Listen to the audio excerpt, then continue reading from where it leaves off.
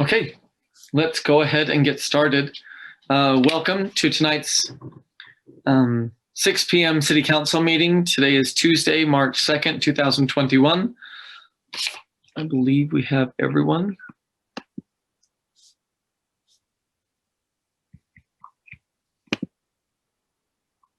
Let the roll call reflect that all council members are present. Looks like Councilmember Chaburka is just off, but she should be joining us any minute.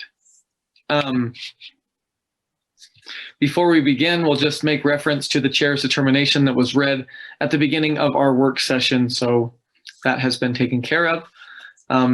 We'll go ahead and begin with a Pledge of Allegiance offered by Vice Chair White. Thank you, Chair Blair. Please rise if you are able. Repeat after me. I pledge allegiance to the flag of the United States of America and to the republic for which it stands, one nation, under God, indivisible, with liberty and justice for all. Thank you. Thank you, Vice Chair White. And now we would ask those who are joining us to join with us in a moment of silence.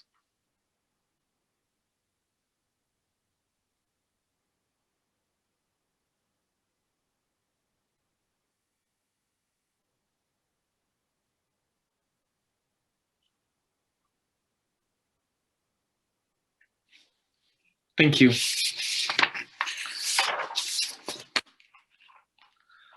First on the agenda is a recognition for Developmental Disability Awareness Month. And we've asked Councilmember Nadolski to read that for us. And we have Andy Curry from Roads to Independence here to accept that on their behalf. So we'll turn the time over to Councilmember Nadolski.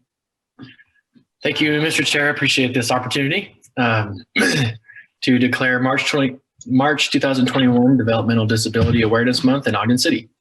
I'll read this recognition before taking action. Whereas developmental disabilities affect millions of people throughout the world and many in our community, according to the Centers for Disease Control and Prevention, developmental disabilities are a group of conditions due to an impairment in physical, learning, language, or behavior areas. These conditions begin during the developmental period, may impact day-to-day functioning, and usually last throughout a person's lifetime.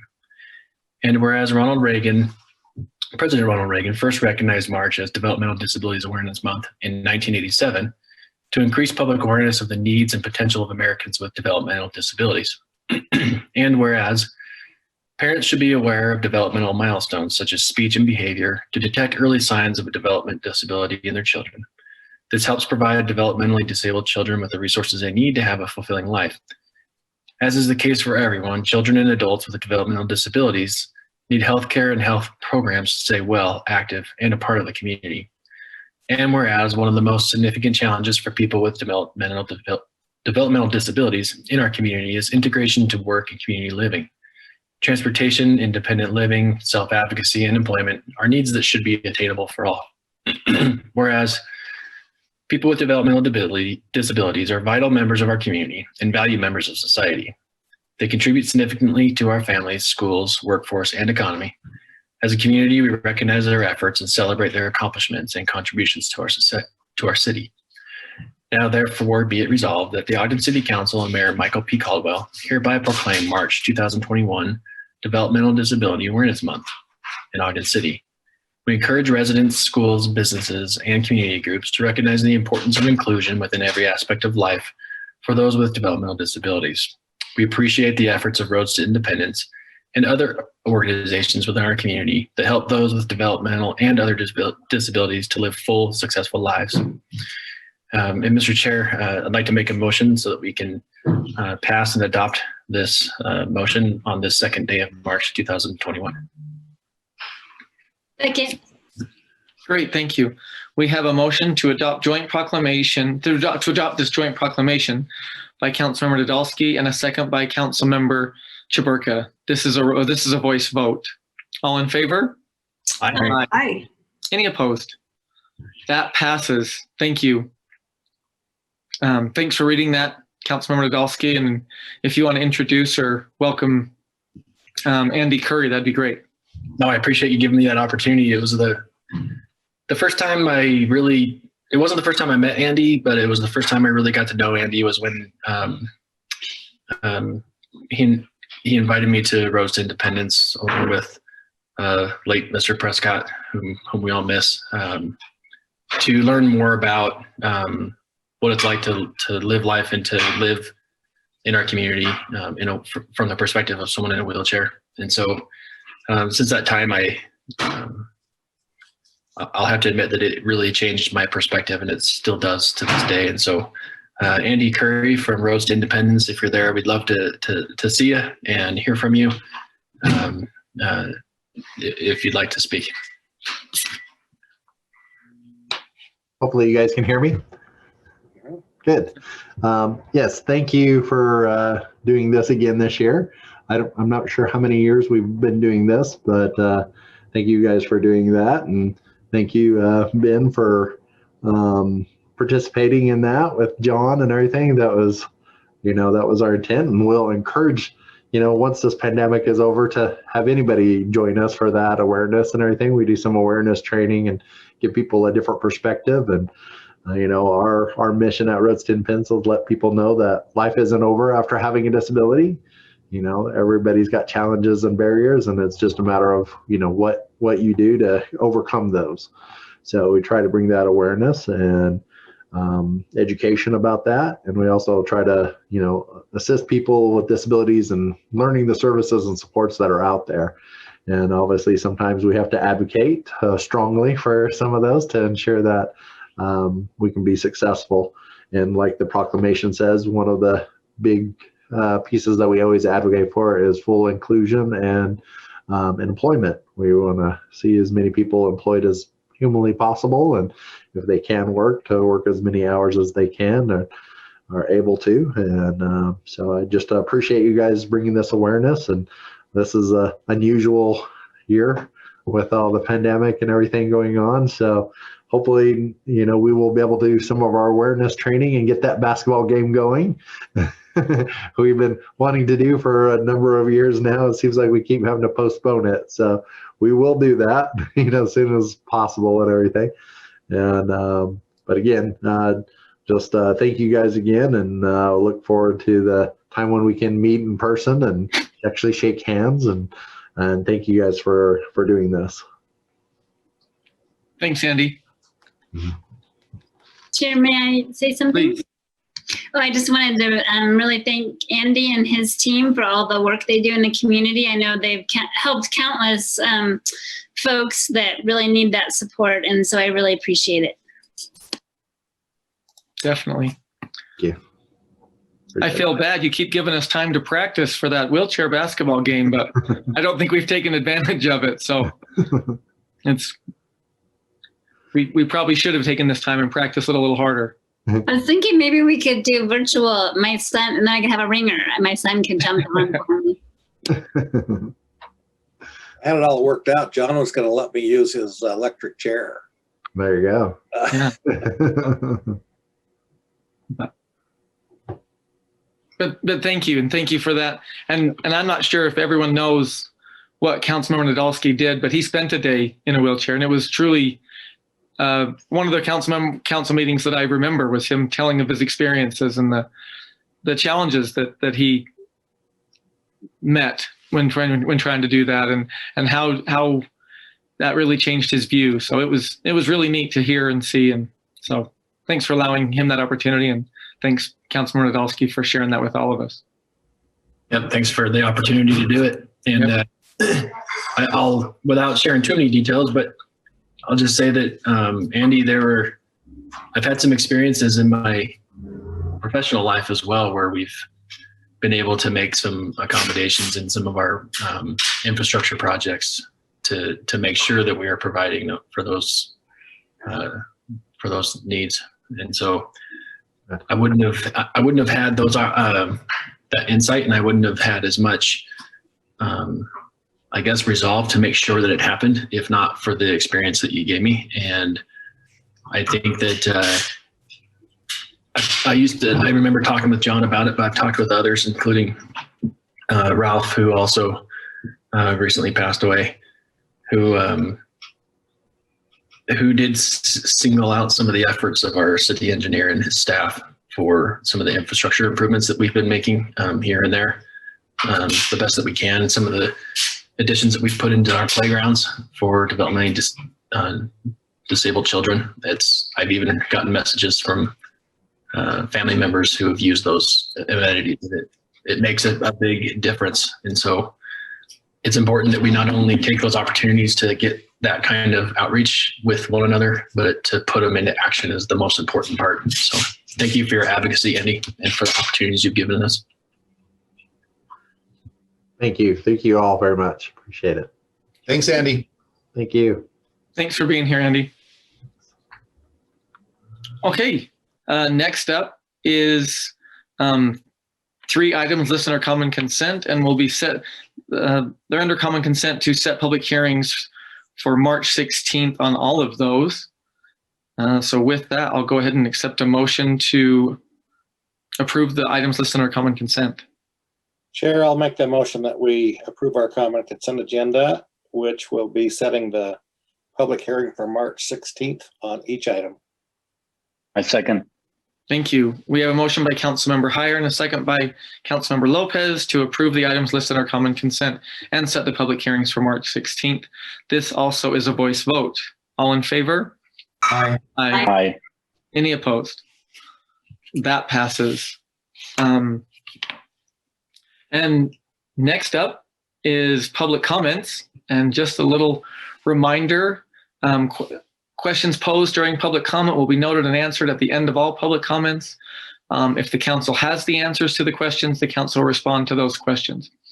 For questions that relate to administrative matters, the mayor may choose to respond to those during his comment period.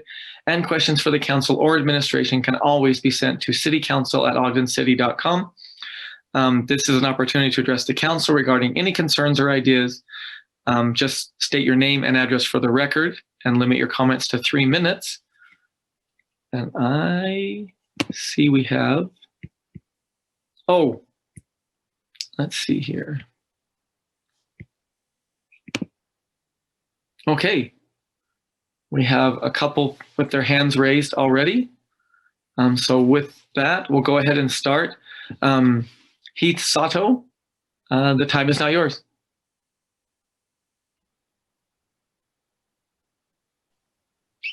Hi, Heath Sato, Ogden resident. I emailed you all yesterday with details about the points I'm touching on tonight regarding the Brown Ice Cream building property. Point number 1 is Brandon Cooper told the RDA that the broker's estimate was brought to the city by the buyer. Later, Mr. Cooper told the RDA something different, that this broker was representing the city. So when this estimate was created, who exactly was the broker representing? Number 2, the building was mysteriously measured less than half its actual size by this broker that has 20 years of experience, and Brandon Cooper supposedly never noticed this error. Using that completely wrong size estimate, Mr. Cooper presented this building to the RDA as having a value of about $100,000. The RDA then agreed to sell the building for $100,000. Number 3, that $100,000 value was used in every single presentation Brandon Cooper made to the RDA. When I asked if this value influenced the selling price, Mr. Cooper incredibly told me no. As members of the RDA, ask yourself if the broker's estimate of $100,000 at all affected your decision to agree that $100,000 was a reasonable selling price. Then ask yourself if Brandon Cooper is being honest. Number 4, the Weber County Assessor page lists the building at 11,880 square feet. Even at the broker's low estimate of $5,550 per square foot, it should have been valued minus repairs at about $440,000. I will here again ask who the broker was representing. Number 5, in 2018, before the building was listed, Brandon Cooper stated in the Standard Examiner that the city had a buyer looking into turning the building into office space upstairs and a restaurant below. Last week, Cooper told me in an email that the city had no buyer in mind prior to the building being listed. He told you, the RDA, that the buyer came to the city after being listed and they wanted to turn it into office space upstairs and a restaurant below. So, was this buyer in mind before the building was listed or not? How is it even possible that this highly desirable property only attracted a single offer if it was properly marketed by the broker? Why can't we find where this was ever listed in any of the usual places like LoopNet or MLS, as Brandon Cooper had suggested? These are not trivial questions because repeatedly Cooper gives answers that appear to contradict prior statements from him. There's a pattern of contradictions here that needs to be properly accounted for. I understand the RDA may choose to sell property below market value if it will benefit the people of the city, but they should not be able to do so merely to gift a specific developer well over $250,000. We need more accountability and transparency in this process. This building should be properly appraised using the correct size and current comps with actual appraiser that has no connections to an existing potential buyer before any final decisions are made. Moving ahead with the original agreement that was based on false and possibly fraudulent information would be unethical at best for the future of Ogden and its citizens. Thank you for looking into this. Thanks, Heath.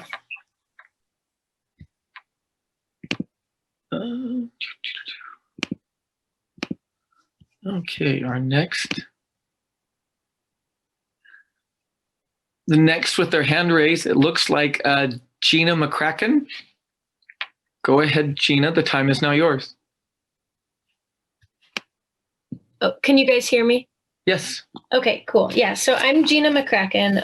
I'm a newer community member. I moved here in August, and I am a graduate student in the Environmental Sociology department up at Utah State. I decided to live down in Ogden because I visited and I thought this was a lovely community. And so that's what brought me here. And so I reached out to the council via email sometime last week to ask about climate action plan and things like that. And I was forwarded the agenda for what I think is the sustainability committee or something along those lines. And I was informed that they only take public comment every now and again. It wasn't clear when. And so I really just want to stress and suggest that we allow this sustainability committee to take public comment at every meeting and allow for some form of dialogue, because I think it's of critical importance that community members are able to partake in decision making around environmental issues. And the other thing is I want to know what this community is doing in regard to environmental justice. So we know with the climate crisis that people of color, people with marginalized identities, and people with lower income are going to have the hardest time managing crises related to climate change. And so I want to make sure that those voices are being amplified in discussions about climate action. And without this public comment and discussion period open to the public, I don't see how that's being done, because it's my general assumption that people that are often in office at the local, state, and even federal levels are not necessarily representative of those identities that I was just speaking of. And so, yeah, I just want to stress that it's so important that we allow community members to not only make comment, but to be a part of the decision-making process in regard to climate change, because I am of the belief that if that was the case, then maybe we'd have some more rigorous climate action goals.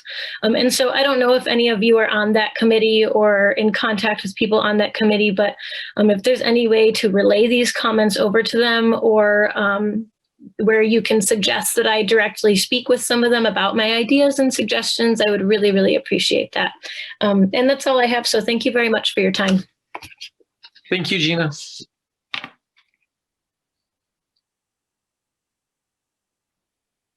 Okay. Next up is Angel Castilla.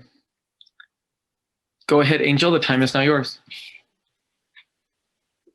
Good evening. Angel Castillo, Ogden resident.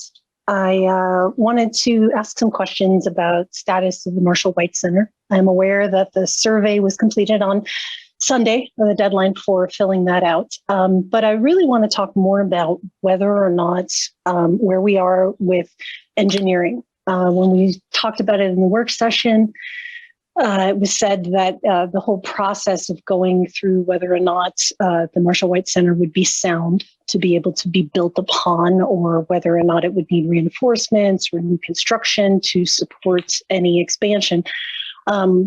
Jay Lowder said during that meeting that that entire process would take less than a year, and actually said that it's 6 months to complete that engineering. And so I'm wondering where we are on that. We haven't heard anything about that. And I also wanted to know whether or not there is a working agreement with the YMCA for their proposed $10 million recreational center. During the work session in April, it was stated that this was about the time that they would be doing the soft fundraising and then move things out. And I am aware that COVID might have impacted that. But the real question is where is that? What has the city decided? Has the council been given any information about whether or not there is going to be an agreement with the YMCA and where that's going to go? And that's basically it. I want to know where we are with engineering. I want to know where we are with whether or not there's an agreement with the YMCA. And, we're 3 years past having the pool. And so I think the community deserves an answer, and there's nothing been said publicly other than talking about the survey. So I'd like the council to address all of those items that were discussed in the work session and the questions I just asked. Thank you so much. Thank you, Angel.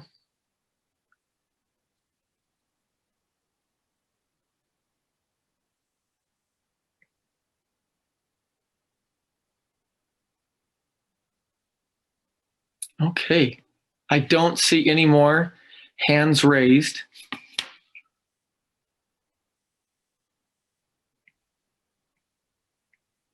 With that, are there any council members would any council members like to address any of the questions that were raised during public comment?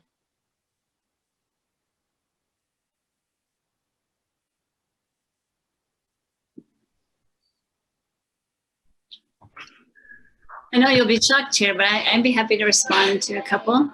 Great, thank you.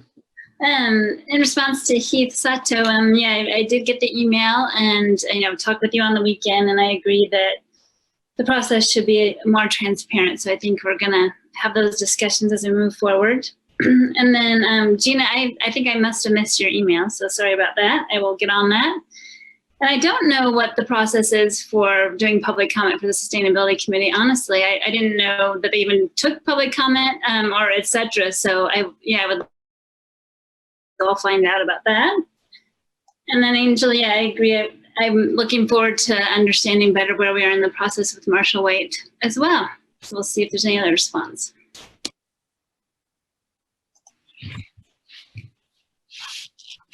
Mr. Chair, can I? Yes, please. Promise you. I think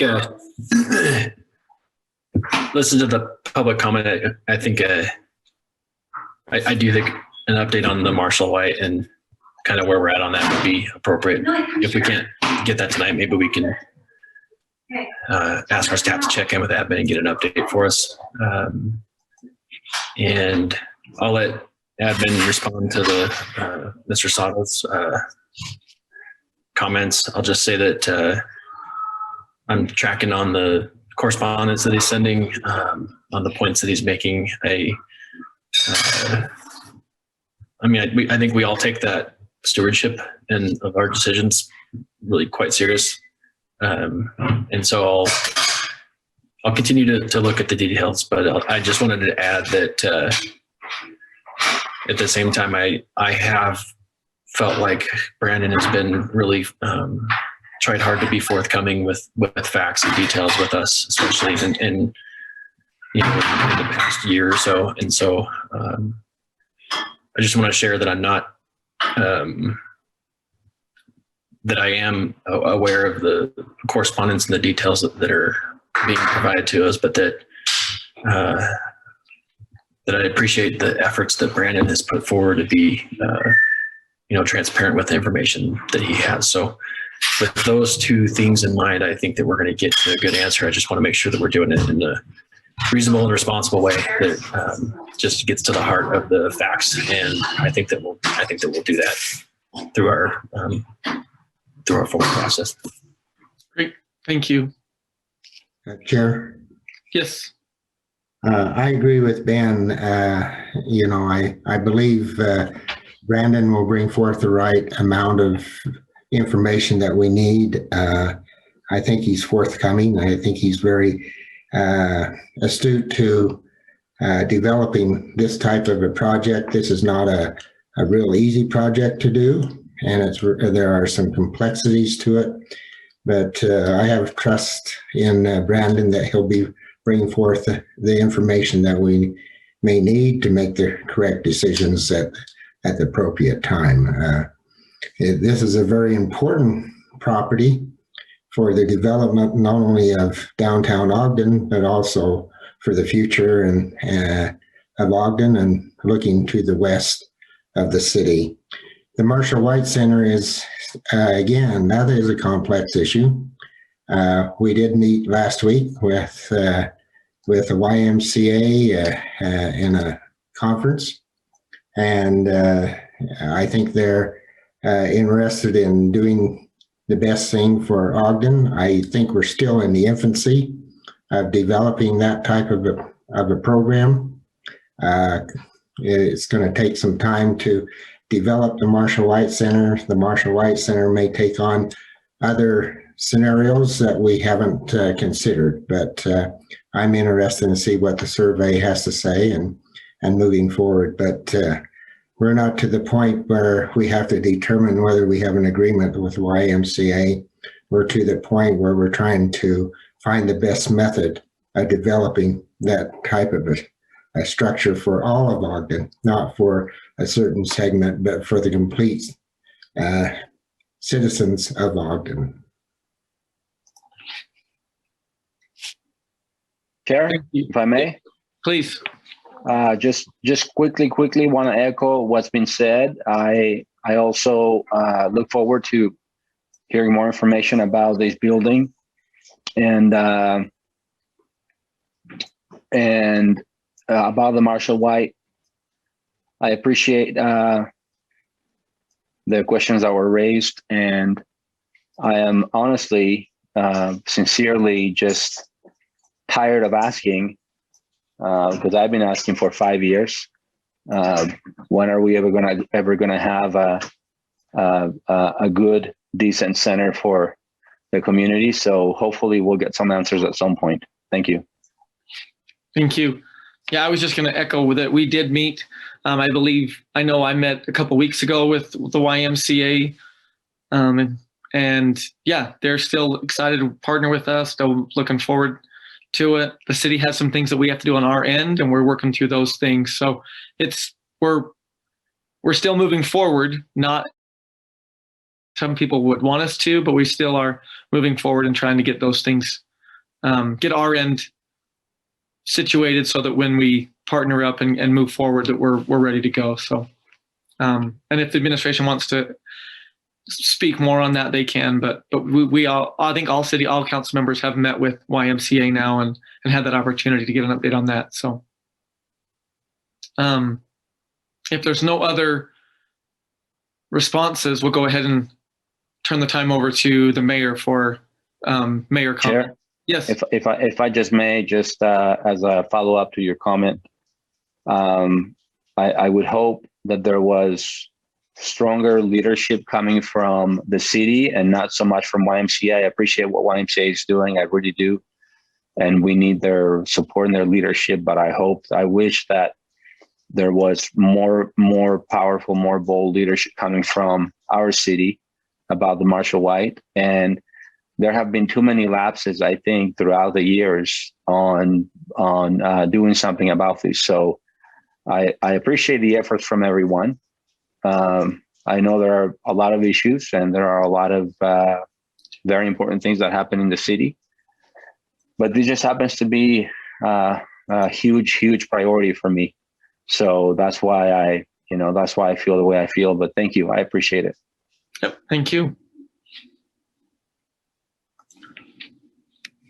Okay, if no other responses from council, we'll go ahead and turn the time over to the mayor for comments from the mayor. I'll just say I appreciate the comments and the recognition that we're trying hard to be transparent and to do all the things.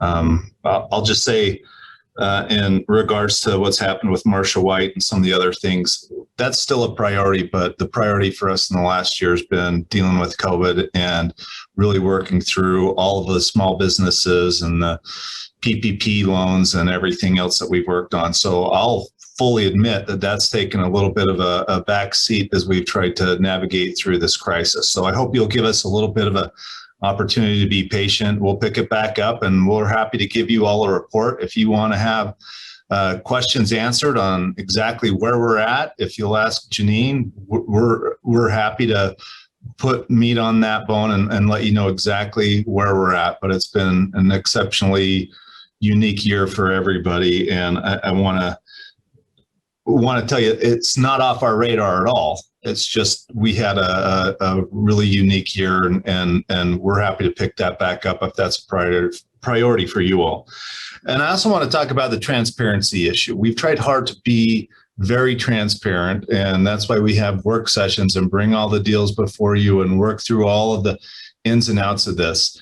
It would be nice if every real estate transaction and deal were really clean and easy to do and everything else. One of the unique things about Ogden is when you deal with redevelopment, you have land issues and ground issues and everything else. That was a historic building that would have probably been much cheaper to tear down and to rebuild from scratch. And when you look at the list of people that want to come in and spend all the money restoring historic buildings, which is what we have in our DNA here, it's a pretty small list. And so we're happy to give you all that information and to push that back out. We've tried to do that in work sessions and everything else. And I want to continue to offer our commitment to be transparent as we look at those things, and we give you the information before any of those deals are done and closed. So I appreciate the comments and the questions. We've written them all down.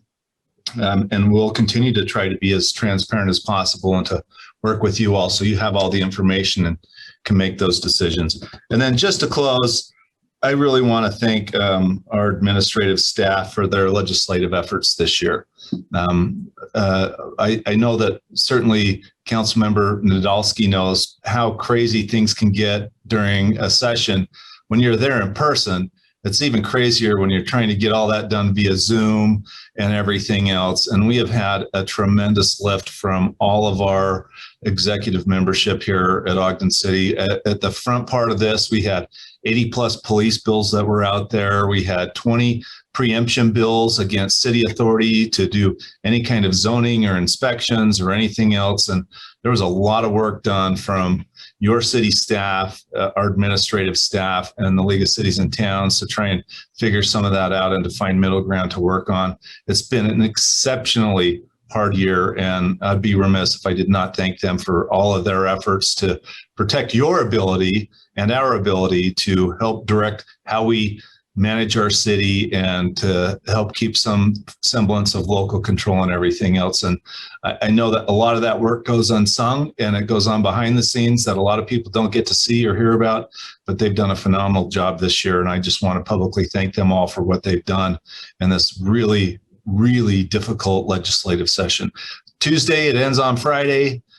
We've come a long way in 6 weeks, and I just want to publicly say thank you to all of those that have worked all nights and all weekends over the last 7 weeks. They've done a great job and they've represented you very well. So thank you. Thanks, Mayor. Okay, comments from council members. Chair, I want to follow up with that. Not only that, there are some good bills that are coming out of that hopefully we will also be prosperous in, with the transportation bill and some of those bills that we don't often say thank you to. We've got a great Northern Utah leadership as well in the House and Senate. So it's been fun to watch, even though it's not been fun to be part of and be in it. So, but that's been fun. I also want to say that along the lines of sustainability, the Intermountain Sustainable Summit is coming up here in the next couple of weeks. Weber State puts on a really great summit. So if you want to look at that, it's a 2-day summit. So it might be a good thing to learn about what's happening across the country and across the globe. So I'll be there. Okay, thank you. Any other comments from council members? Chair? Yep.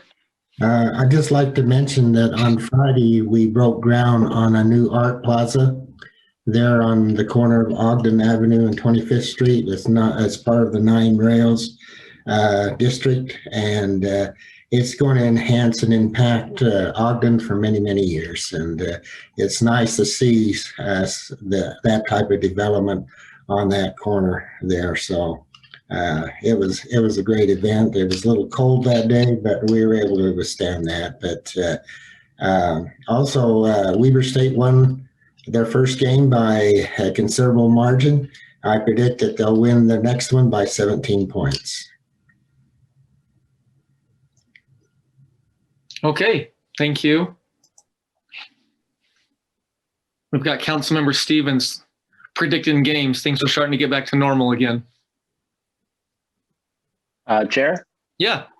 I just wanted to quickly wanted to give a shout out to someone that helped me from the planning department, Joe Simpson.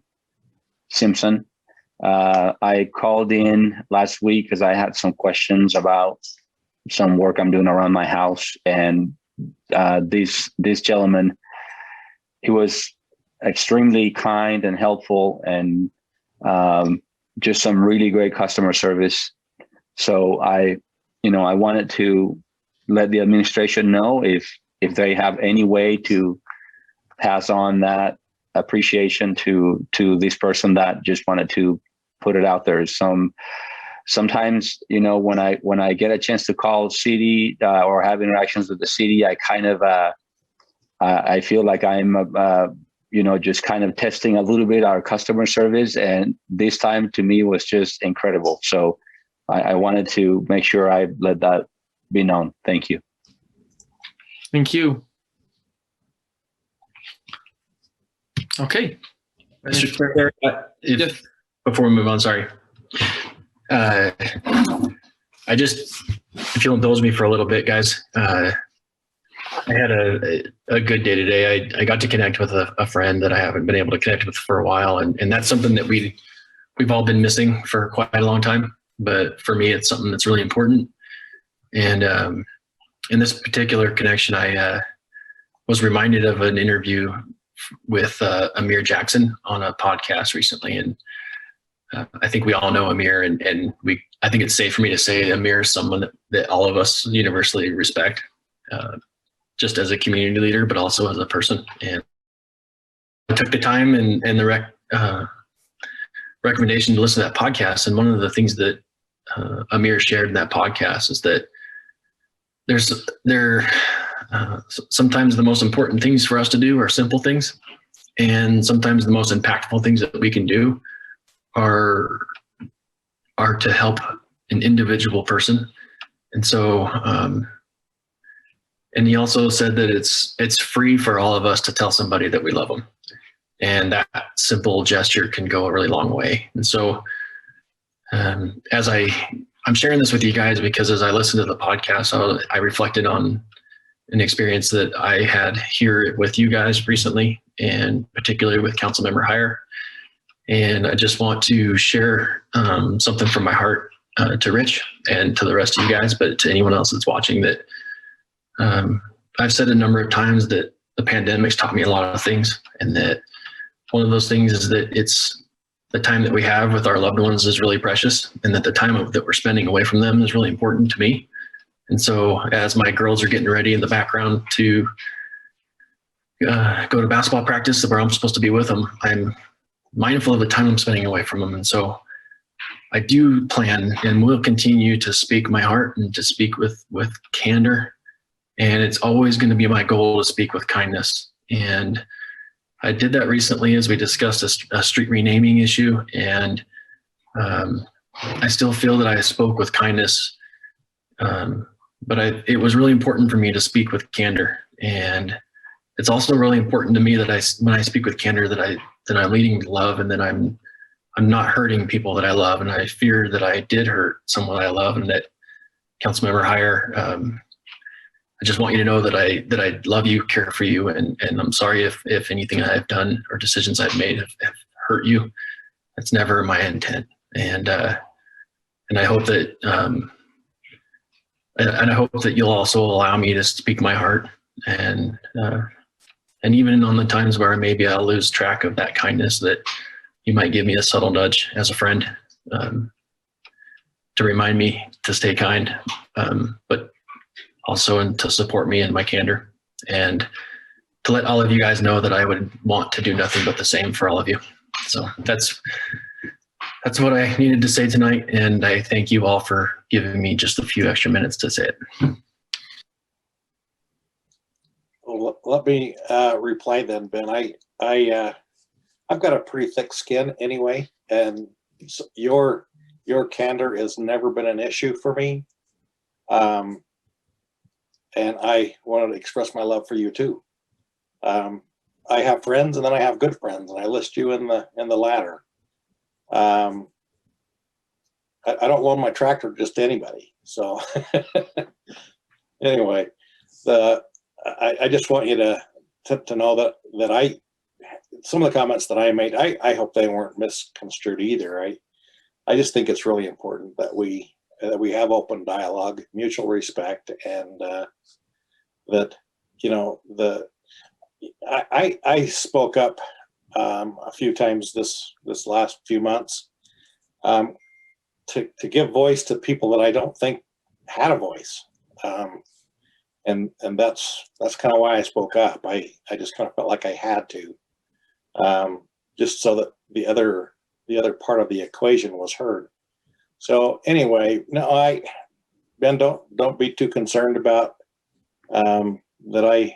that our friendship has been damaged, because I hope it hasn't been from my perspective. So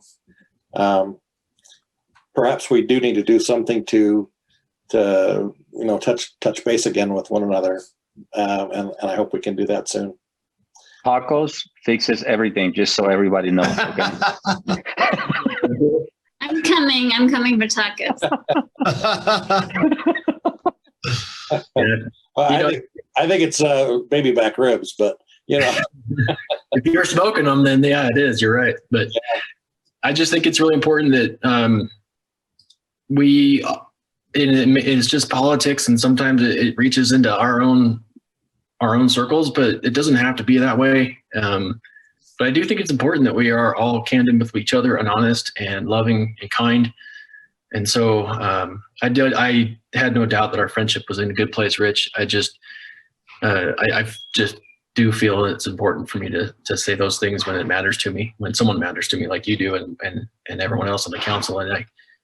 But it's important that the community knows that we're not just people that are talking in meetings. We're people that have opinions and strong feelings about things, and that sometimes you got to get uncomfortable in order to challenge your own views too. And I think that we've made each other uncomfortable in some of our recent discussions, and I think that's a healthy thing, as long as we're willing to just embrace the discomfort, embrace the challenge of our own histories and our own backgrounds and viewpoints of the world, and to allow ourselves to consider the viewpoints of others. So thanks for everything you guys do to allow for that to happen, you guys.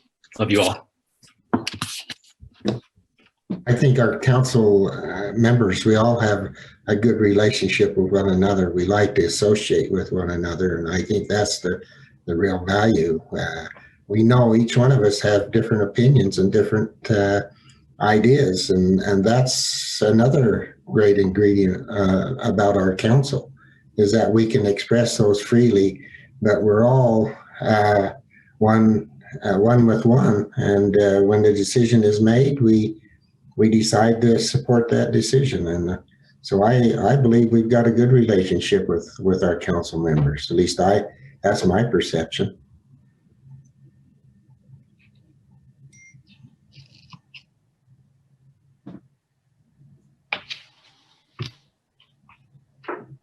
Looking for a motion yet, Bart? I'm ready. Okay. I make a motion that we adjourn. Second. Thank you both. We have a motion by Councilmember Heyer and a second by Councilmember Nadolski to adjourn this meeting. This is a voice vote. All in favor? Aye. Any opposed? Thank you all, and thanks for everything that's been said tonight. Yeah, Have a great week. Stay safe. Yep. You too, Doug.